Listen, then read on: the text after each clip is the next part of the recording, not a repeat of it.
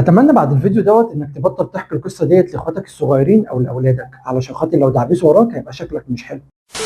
لو جيت قلت لك ان شخصيه بينوكيو الشخصيه الكرتونيه اللي كلنا اتربينا عليها، انه لما بيكذب مناخيره بتطول ولما بيقول الحق مناخيره بترجع طبيعيه، انه يا عيني ما طلعش كذاب، لا ده طلع اسوء بكتير. الشخصيه الكرتونيه بينوكيو اللي حاولت ديزني ان هي تصدرها للناس عام 1960 دي شخصيه غير الحقيقيه تماما. الموضوع اقدم من كده بكتير. الموضوع بيرجع ل 1981. كان في كاتب ايطالي اسمه كارلو كولودي اصر انه يالف قصه يوضح فيها قد ايه الابهات والامهات بيعانوا جدا علشان خاطر يربوا اولادهم، وان الجيل الجديد ده جيل فاشل. تخيل يا معلم ان مشكله الجيل الجديد ده جيل فاشل وما يعرفش حاجه تقريبا من 140 سنه. الحقيقه ان كلودي ما جربش طعم الابوه، عمره ما كان اب وما اتجوزش من الاساس، بس كان متاثر جدا بالفيلسوف جان جاك روسو اللي كان شايف ان تربيه الابناء مش مهمه سهله، وان مش اي حد بيعرف يربي. كلودي كان ليه واحد صاحبه صحفي شغال في جريده في روما، قال له ايه رايك لما نخلي صفحه من الجريده مخصصه للاطفال؟ طبعا الموضوع بالنسبه لهم كان فكره عبقريه، لان اللي مش هيشتري الجريده علشان خاطر يقرا اخبار هيضطر يشتريها علشان خاطر يحكي القصه لاولاده. القصه الاصليه لبينوكيو واللي كتبها كارلو كلودي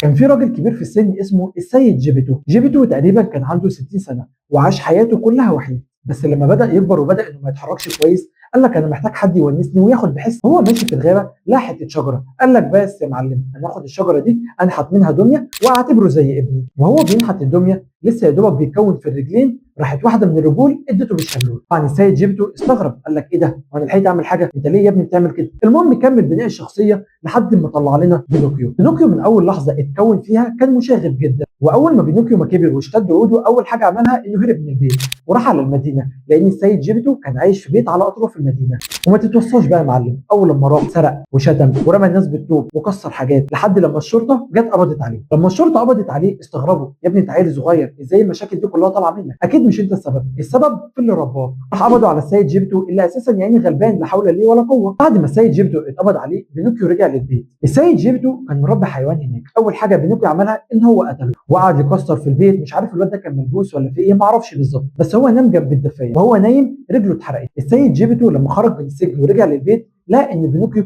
رجله بتتحرق، فصعب عليه وصنع له رجل جديده، وهو ده كان الغلط. مجرد ما صنع له رجله بينوكيو برضه كرر نفس المشاكل وهرب من البيت وعمل اعمال مشاغبه اكتر من الاول، وفضل عايش في الشارع لوحده لحد لما كبر ومرت بيه الايام وبقى حرفيا متسول. بينوكيو بمرور الايام بقى فعلا متشرد وعمال يأذي في الناس، واي حد بيقابله لا اما بيسرقه لا اما بيعوره لا اما بيشتمه. الشرطه خلاص فاضت بيها وقبضت على بينوكيو، بس المره دي السيد جيبتو مش هيتحكم عليه، لان بينوكيو هو اللي هيتحكم عليه واتحكم عليه بالمشنقه، وفعلا اتعلق على فرع شجره واتشنق فيها. القصه كان الغرض منها انه يوضح قد ايه ان مش كل حد يعرف يربي، وان التربيه دي مسؤوليه بتاثر فيك وبتتاثر منها، ولو انت ما عرفتش تكون قد التربيه ديت هتخلف انسان هيبقى سبب مشاكل لناس ثانيه. تقريبا كده صاحب الجريده اللي اتنشرت فيها القصه كان مصري، قال لك لا يا معلم انا مش عايز نهايات تعيسه، انا عايزك كده تزود لي شويه حبشتكنات وتخلي النهايه مفرحه، وتعدل على القصه بتاعت بينوكيو لحد لما ظهرت الحوريه وخدته وربته وتحول من انسان فاسد لانسان كويس. انا عملت اللي عليا، فاضل انت كمان تعمل اللي عليك،